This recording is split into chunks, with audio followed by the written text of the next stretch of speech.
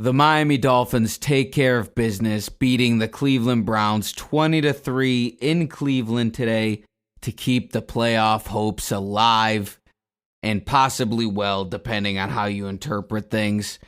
Obviously, the major story is Snoop Huntley was our quarterback today. So before we even talk about the football game, let's talk about that. Let's address that elephant in the room right now.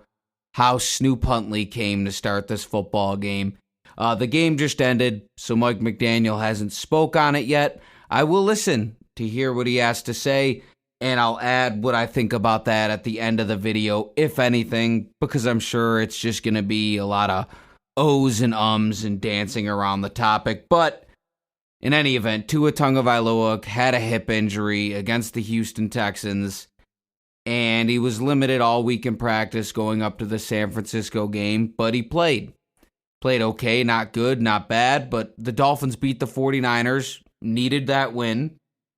And then going into Cleveland, Tua seemed to say that he was fine when he had his press conference. There was no inkling that he might not play. It was all looking as if Tua was going to play. McDaniel didn't say anything alluding to that Tua might not play, and so everyone's going into this game thinking that Tua's going to play, and boom, out of nowhere, Saturday night, Tua has been downgraded to doubtful.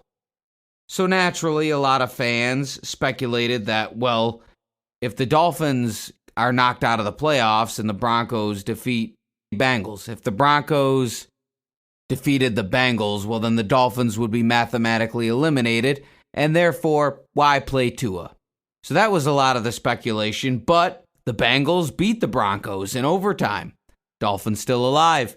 Not to mention, the Giants beat the Colts today. So all the Dolphins needed to do was beat Cleveland today with Dorian Thompson at quarterback, and then beat the Jets on the road, who absolutely look like they did not want to be there today. That team looks checked out. Shout out to their fans that still stick around, but that was tough to watch. And I get that the Bills are a tough team, but goddamn. And of course, if the Dolphins make it to the playoffs miraculously, they're probably winning a date in Buffalo against the Bills. So do you guys want to sign up for that? Shit, I do. I don't give a fuck. Send us to the playoffs. Let's see if we could steal one in Buffalo. I know the probability is low, but, why not take that chance? You miss 100% of the shots you don't take. I wouldn't mind seeing the Dolphins take on the Bills, even if they lost. Give it a goddamn chance. Let's see if we could steal one. And that would be phenomenal. Dolphins end the Bills season with an upset in Buffalo. Come on, this whole disaster of a season would seem as a success. But anyway, we're dreaming right now. Let's ground us back to reality. Saturday night, Dolphins list Tua as doubtful. Everyone's freaking out. It's a hip injury. Played last week. No one had any idea that this was coming. And now we fast forward today. Dolphins are still mathematically alive in the playoffs. If they win these next two games and Carson Wentz and the Chiefs beat the Broncos next week, the Dolphins are in the playoffs. And to me, if you could make it to the playoffs after the start this team had, consider that a success in my book. And with that being said, reporters came out with conflicting reports, some saying that it was a minor injury, and then I think it was Schefter who said that people aren't aware of how hurt Tua is.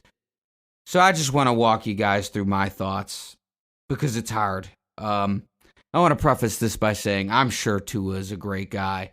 I know he's a family man. He loves his kids. He just seems like a good guy. I've always rooted for him, and honestly, I root for him as a person. That being said, the injuries.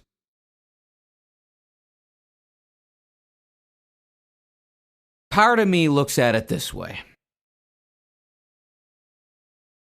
If I had an injury and I was hurting and I could physically perform, I'm still playing at my beer league hockey game on Monday or Tuesday. If I could physically perform, I will. And it doesn't matter how much it hurts. And I'm not getting paid $50 million to go out there and perform. This guy is getting more money than most of you will ever dream of. This guy could piss your house. Like, he could literally pay off your house right now and he probably wouldn't even notice it. He probably could. He is a rich motherfucker because he's playing football. And I think that if he physically could go, he should have went. That being said, does that mean he couldn't have went? I don't know. We don't know the answer to that question. I'll be listening to McDaniel to see what he has to say. I'm sure he'll say, yeah, he wanted to play, but we held him back, yada, yada. I don't know. What's the truth? What is the truth? I don't know. It's just hard because you count on him. He's been our offense the entire season, and playoffs on the line, season's still alive, and he doesn't show up. He's not there. He's not there. I'm sure he wanted to play. I'm sure he was hurting, but it's just like, man, you couldn't suck it up. You couldn't, I don't know. It can't be that bad if he's still on the report, like he's not, his ribs aren't shattered. I don't know. But the injuries, one way or the other, whether it's a minor injury, like he's just not willing to play through the pain, or if it's a major injury, regardless, we're still stuck in this position where we got a quarterback who's hurt again. Because either way, with the season on the line, he isn't there. And this is now 4 out of his 5 seasons that he has missed time. This is now 4 out of 5 of his professional seasons where he's missed time where the team needed him. So where does that leave us with Tua? I don't know. It's hard. It's hard because there's talent there. There's a guy there that can complete some passes that I think few players can. Yeah, a lot of people compare him to Drew Brees. I would agree. But what can you do? You have to be available. I could be the best at my job, but if I call off 3 times a week, I'm no longer the best because the work mounts up. And I'm more of a liability than I am an asset. And that's what it's all about. Is he an asset to this team? Because he might be a good quarterback, but he's not showing up. He's not playing half the time. He's more of a liability because now we're stuck out there with Snoop Huntley, who had a wonderful game today. Shout out to Snoop Huntley. He deserved it. He played some good football today for the Miami Dolphins. And going into this season, looking at the schedule, which is why I don't preview games before the season starts, you look at that Cleveland game late in the season, you go, that's a goddamn tough game to win. Late in December, right before New Year's, in Cleveland, at night, supposed to be Sunday Night Football, but Sunday at 4 o'clock? I mean, it's probably going to be freezing cold, snowy even, but it wasn't. Mild, rainy, and then you had Dorian Thompson as the starting quarterback of the Cleveland Browns, who, I felt bad for the guy. He obviously doesn't belong out there. He was terrible. He was awful. All those intentional groundings. He's just not meant to be in the NFL. He's kind of like Skylar Thompson in that way, where he's lost out there, man. I don't know how you look at that guy and say, hey, we could put that guy out there on the field for a 4-quarter game of football. It was tough to watch, but on the offensive side of things, Tyreek Hill had one of his best games of the year, in my opinion. I know he didn't pick up a touchdown, but he got a $105, 11 catches. He really helped out Snoop today. So, in my opinion, that was Tyreek's best game of the season. Not statistically, but Tyreek played a great game. No Waddle. Snoop Huntley made it happen with his legs a few times. He was actually the leading rusher today. When you thought today would be a big H-Hand day, it wasn't. It was a big Snoop Huntley day. So for me, Snoop Huntley is the MVP along with Calais Campbell on the defensive side of things. Obviously, the football game was uneventful. Flags everywhere. I mean, the team was undisciplined. So were the Browns. Browns were undisciplined too, but shit, I damn near got a holding call going to make this goddamn video. So, tough for the Dolphins. They played a sloppy game, but being that it was Snoop Huntley, it was as good as you could imagine it to go. You win that game by 17 points. You more than cover the spread. I mean, you would have covered the spread even if Tua was the quarterback. Because I think it was -6 when Tua was supposed to be in, and then moved to like -3 or something with Snoop Huntley. I wasn't confident going into this game, but you had that early drive where Cleveland got in the red zone, and then they had to settle for 3, and that was it. After that, we shut them down. And I don't know how much you could put on this defense for that, because we'll see next week when they play against the New York Jets. You got Aaron Rodgers. I assume he'll play his last game as a Jet, or possibly his last game in general. We'll see what happens with him, but he'll want to go out in a blaze of glory. Is Tua going to be back next week? I don't know.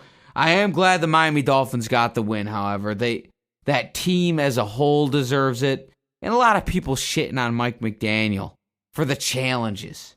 The only thing I'll give you is that 4th down and 1 call. That you got too cute. Of course, there's a couple times today where McDaniel got too cute. That 4th and 1 call where you try to do the fake to Tyreek and then pitch to Achane. I mean, come on. Just run a fucking quarterback sneak. Just sneak it. It's half a yard. You don't have to be that cute. So hopefully he recognizes that. That was bad.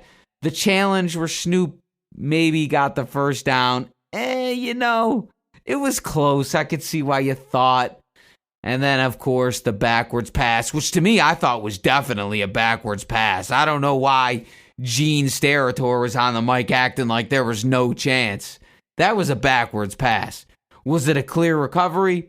I don't know. Backwards pass for sure. It doesn't end up mattering. I think McDaniel called a decent game. All right, so people shitting on him. He was fine. All right. A couple of bad challenges. Listen, I'm sure he's got someone in his ear telling him when and when not to challenge. Those people are the people that should probably get canned. McDaniel, I think he's good for another year. Chris Greer, I'd probably get rid of him. But McDaniel, I mean, I'm not firing him over tonight's performance or today, whatever you want to call it. The Miami Dolphins get the win 20-3. What's going on with Tua? I don't know. I'm going to listen to that press conference right now and check back in with y'all. All right, clocking back in as the post-game interviews are wrapping up. And basically from the interviews, what we could gather, at least from what people are saying in the building, what's true, what isn't, I don't know. You tell me what you think. Calais Campbell said that Tua told him Thursday, they'll have to pull me out of the game. And I guess that's what they did. I guess Tyreek said that Tua wanted to play, but the staff was trying to protect him from himself. And McDaniel said Tua doesn't need surgery, but has no idea if Tua will play next week. Mike McDaniel added, ultimately, he absolutely wanted to play. It wasn't a pain tolerance thing. He was not only super susceptible to a much more significant injury, but a major factor was the lack of strength due to the injury and inability to protect himself and his teammates within the pocket, doing the things he normally has to do from a medical perspective. It was not an option for him to play. So it does sound like it wasn't up to Tua, at least according to what McDaniel and his teammates had to say. Does that mean that that's 100% the truth? I'm not sure. I'm willing to garner that that's probably pretty close to the truth. I'm sure Tua wanted to play and they held him back. So that leaves me with what I said earlier. I'm not mad at Tua the person. I'm just telling you how I felt. And I did feel a kind of way about it towards Tua, maybe correctly or incorrectly. That's just the way I felt about it. So I'll leave that in there. And I guess now, knowing what we know now, or assuming what we know now is the facts of the matter, I would say I'm not as upset at Tua, but I still am left with this guy's not showing up when we need him. So it is what it is. Is Snoop Huntley going to have to be our guy headed into the Jet week next week to make the playoffs? If I had to guess, I would say it's pretty likely. We'll see what happens. Anyway, Dolphins do get the win 20-3 over the Cleveland Browns. Sorry that I didn't talk a lot about the game today, did I? It was mainly about the news story with Tua. That's for two reasons. One, that's the main topic. That's what everyone's thinking about. And two, the game was pretty fucking boring. Not a lot happened. Couple good drives by the Dolphins. Cleveland really was just, they had no chance from the beginning. So that's it. All right.